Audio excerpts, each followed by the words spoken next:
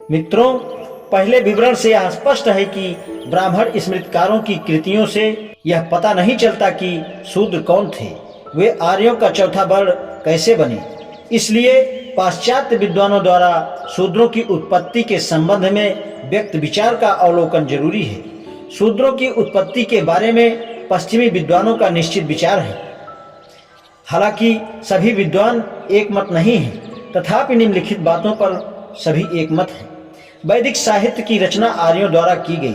आर्य भारतवर्ष में बाहर से आए और भारत पर आक्रमण किया। भारत के मूल निवासी दास और दस्यु थे, जो आर्य जात से अलग जाति के थे। आर्य गौर वर्ण के थे और दास तथा दस्यु श्याम वर्ण के थे। आर्यों ने दास और दस्युओं पर विजय पाई। दास और दस्युओं के पराजित किए जाने और दास बना दिए जाने पर ही वे शूद्र कहलाए।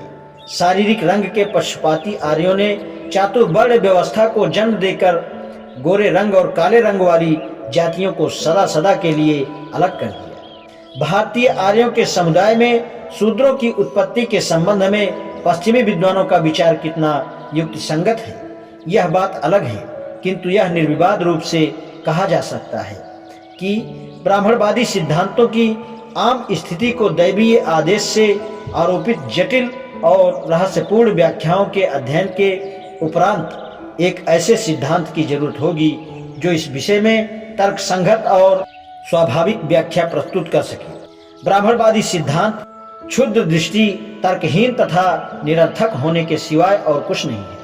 अन्यथा वे समस्याओं को ज्यों का त्यों न छोड़ देते। कम से कम पाश्चात्य विद्वानों के विचार ऐसे नहीं हैं। किसी भी सिद्धांत की सत्यता की परख उसके तर्क संगत साक्ष्यों या प्रमाणों से स्थापित होती है। पाश्चात्य विद्वानों के सिद्धांतों का मुख्य आधार आर्य नामक जाति है, अतः सर्व इसको ही लेते हैं।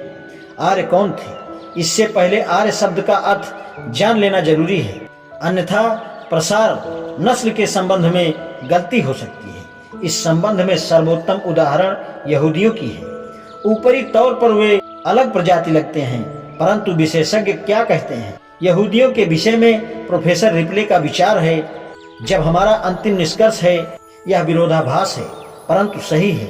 हम स्वीकार करते हैं कि यहूदी प्रजाति नहीं है, वे एक समुदाय हैं। इनके चेहरे से इसकी पुष्टि होती है, किंतु जहाँ तक अन्य विशिष्टताओं का प्रश्न है, हमारा विश्वास है कि उनके अंगों की रचना निस्संदेह उनकी शुद्ध रक्तीय अनुपम शरीर रचना के बनाए उनकी वंशानुगत विशिष्टता है। प्रजाति नस्ल क्या है? किसी जाति की परिभाषा उसके लोगों की वंशानुगत विशिष्ट शारीरिक बनावट से होती है। कभी यह विश्वास किया जाता था कि निम्नलिखित विशेषताओं से प्रजाति का निर्धारण होता है: सिर की आकृति, बालों और आंखों का रंग, त्वचा का रंग और आकार, शरीर का गठन। आज का मापदंड रंजकता और आकृति की विशिष्टताओं पर आधारित है, जो जलवायु और निवास अनुसार बदल जाती है।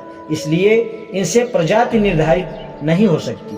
एकमात्र विश्वसनीय विशिष्टता सिर की आकृति, जिसका अर्थ है लंबाई, चौड़ाई और ऊंचाई का सामान्य अनुपात। इसी कारण निर्विज्ञान शास्त्री और प्रजाति वैज्ञानिक प्रजाति का निर्धारण करना सर्वश्रेष्ठ ढंग मानते हैं। निर्विज्ञान शास्त्रियों ने प्रजाति निर्धारण के लिए सिर की बनावट का जो सिद्धांत निर्धारित किया है वह सटीक विज्ञान है।